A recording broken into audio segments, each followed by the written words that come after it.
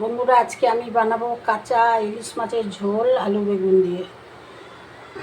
বর্ষার ইলিশ দেখুন কী করে কাঁচা মাছ আমি রান্না করি।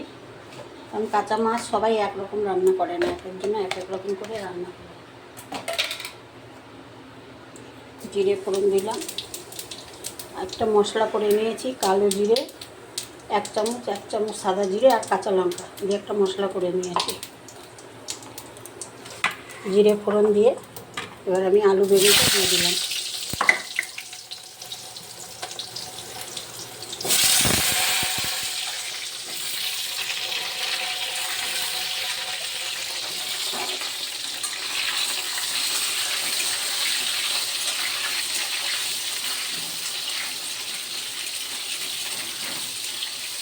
আলু বেগুনটা দিয়ে দিলাম। এবার দেবো আমি এর মধ্যে মাছ, কাঁচা মাছটাও এর ভেতর দিয়ে দিলাম।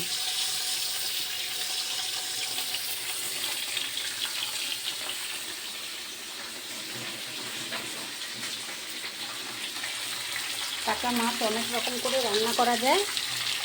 আজকে আমি তোমাদের সংক্ষেপে রান্নাটা দেখাচ্ছি। এবার যে মশলাটা করে রেখেছিলাম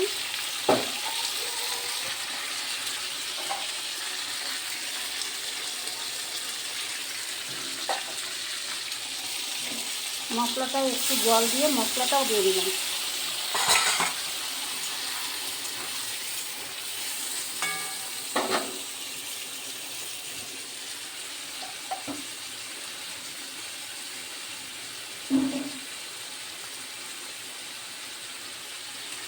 এবার দিলাম হলুদ,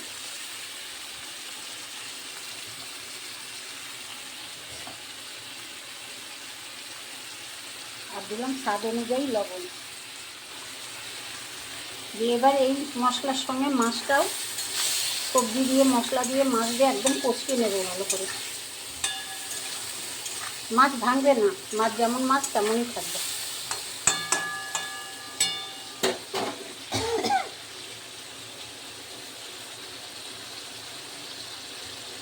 একটু মাছ ভাঙবে না।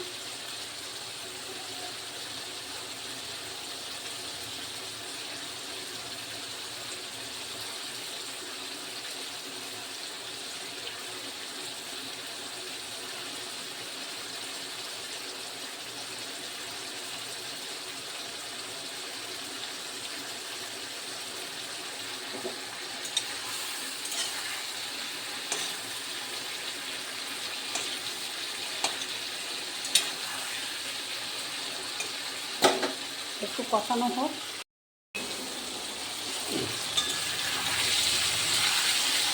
দেখো মশলা দিয়ে তেল ছেড়ে দিয়েছে। আমি মশলা দিয়ে আলু বেগুন দিয়ে একদম কষিয়ে নিলাম। এবার আমি জল দিয়ে দেব।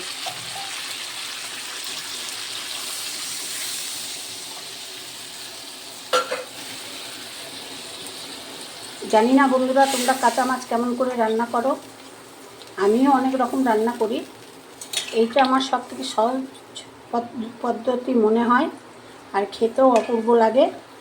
পারলে বন্ধুরা একদিন এইভাবে রান্না করে খেয়ে দেখবে, খুব ভালো লাগে।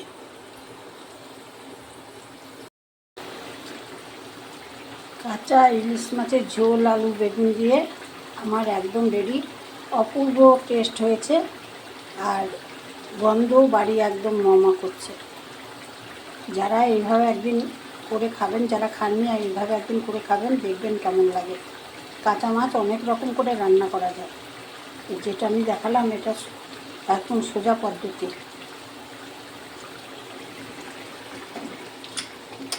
একটা মাছও আমার ভাঙে।